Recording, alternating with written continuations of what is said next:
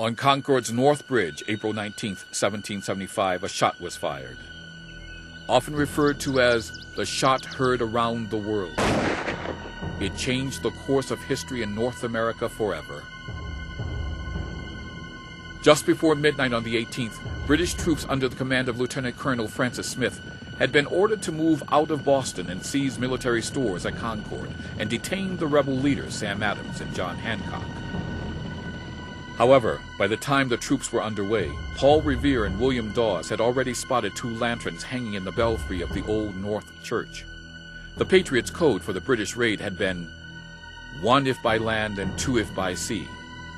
Both men immediately set out to warn citizens along the Charles River from Boston to Concord with the alarm. "The British are coming! The British are coming!"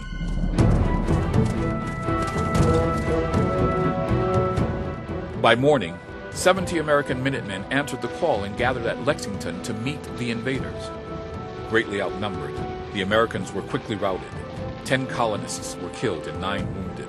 So began the first battle of the American Revolutionary War, a battle Colonel Smith would quickly discover that was far from over. Hours later, a larger, better prepared American force met the British at the North Bridge outside of Concord. This time the outcome was vastly different.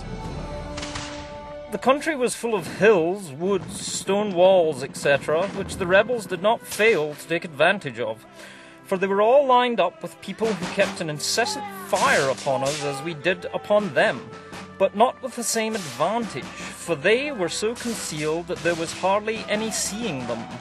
Fighting Indian style, the American militia pursued the British back to Boston.